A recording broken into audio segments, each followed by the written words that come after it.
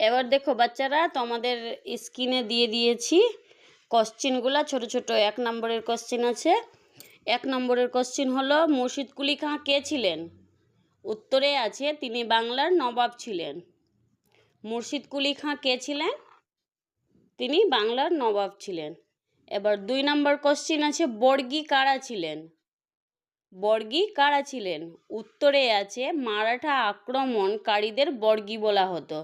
মানে মারাঠাদের বাইরে থেকে একটা জাতি আক্রমণ করত, তাদের বলা হতো বর্গী। ঠিক আছে।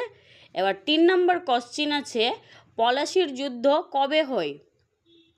পলাশির যুদ্ধ হয়েছিল 1757 সালে।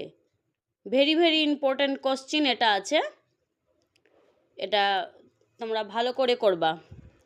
এবার 4 নম্বর কোশ্চেন, পলাশি যুদ্ধে বাংলার নবাব কে ছিলেন? উত্তরে আছে সিরাজউদ্দৌলা।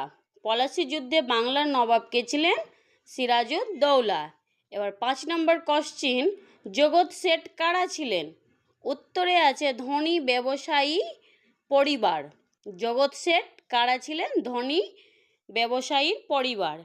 এবার 6 নম্বর কোশ্চেনে আছে, মারাঠা ডিচ কেন খরা হয়েছিল?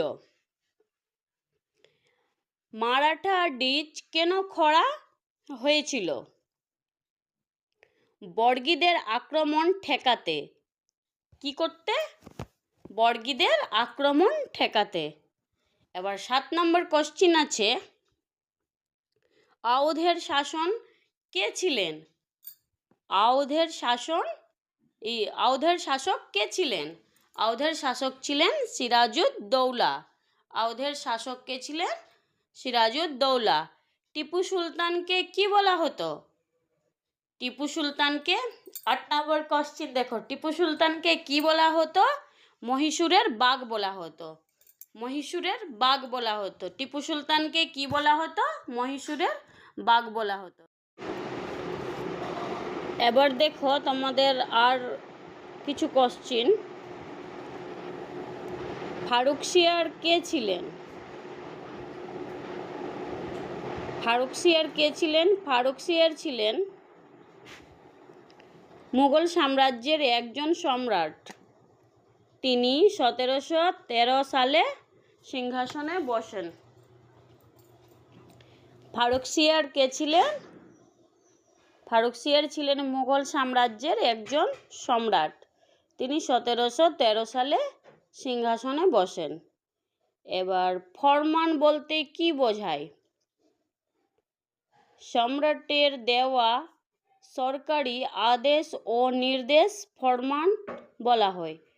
মানে কোনো সরকারের দেওয়া আদেশ বা নির্দেশ, কোনো সরকার যখন আদেশ বা নির্দেশ দেয়, সেই পত্রটাকে বা কোনো পত্রের মাধ্যমে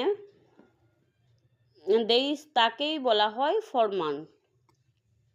ফারুকশিয়ার কাকে ফরমান দেন?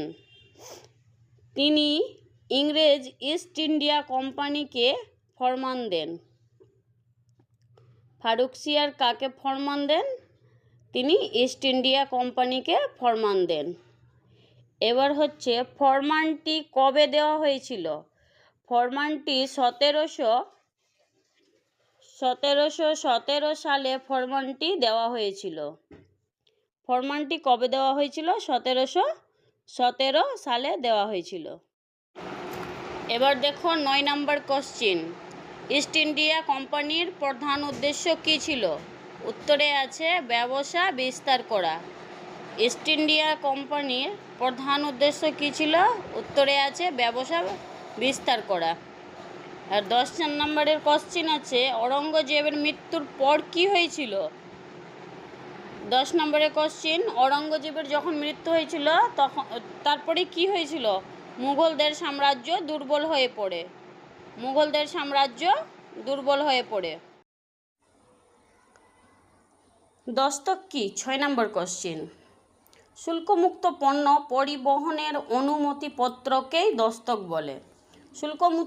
শুল্কমুক্ত পণ্য পরিবহনের অনুমতিপত্রকেই দস্তক বলা হয়। 7 নম্বর কোশ্চেন, বাংলার নবাবেরা কেন বিরোধিতা করেছিলেন? উত্তরে আছে কারণ ইংরেজরা দস্তকের অপব্যবহার করে সরকারের ক্ষতি করেছিল। 8 নাম্বার, ফরমানের ফলে বাংলায় কি ক্ষতি হয়েছিল? উত্তরে আছে বাংলায় স্বরাজ্য কমে যায় এবং ইংরেজদের শক্তি বৃদ্ধি পায়। ফারুক সিয়াসের ফরমান কেন গুরুত্বপূর্ণ? এই ফরমানের মাধ্যমে ইংরেজরা ভারতে নিজেদের শক্তিশালী করে তোলে। এবার ফরমানের দীর্ঘমেয়াদী ফল কী ছিল? পরে ইংরেজরা ভারতের ওপর রাজনৈতিক ক্ষমতা ও কাঠামো শক্তিশালী হয়ে পড়েছিল।